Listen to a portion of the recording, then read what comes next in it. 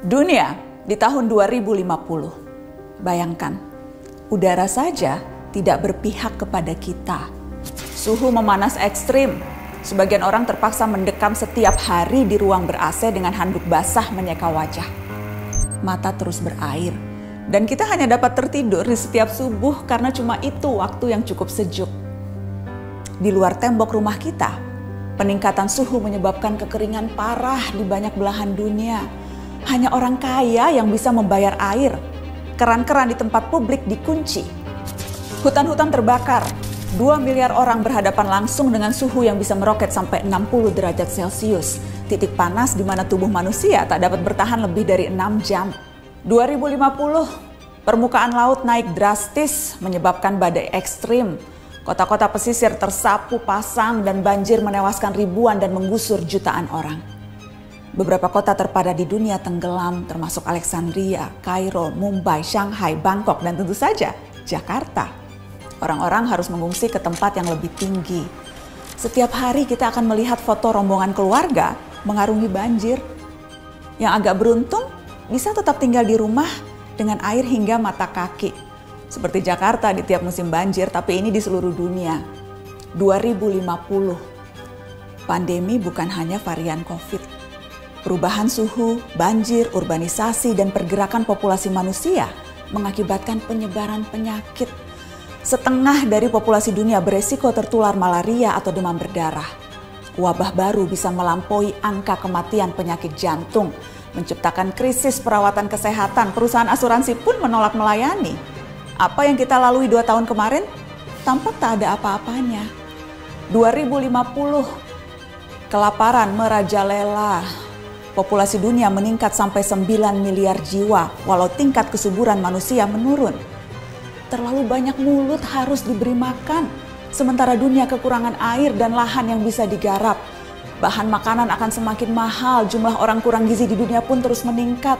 Sementara bantuan logistik, kalaupun ada, pasti tiba terlambat karena terhambat bencana di mana-mana. 2050, hubungan internasional tak lagi akur. Setiap negara menjadi egois dan saling curiga. Perdagangan global macet karena negara-negara berhenti mengekspor dan memilih mempertahankan sumber daya mereka sendiri. Padahal jutaan orang butuh bermigrasi.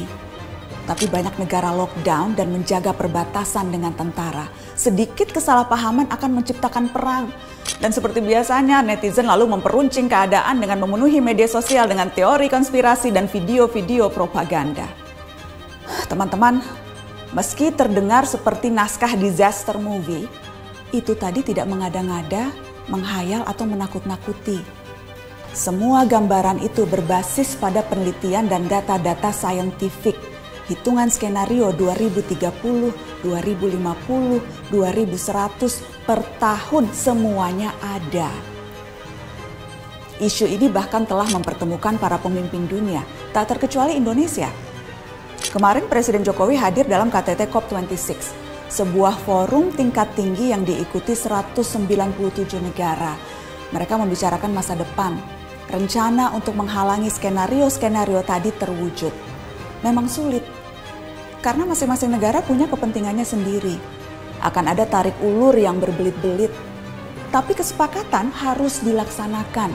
Dunia harus melakukan pengurangan karbon secara progresif, mencapai target 0 emisi segera.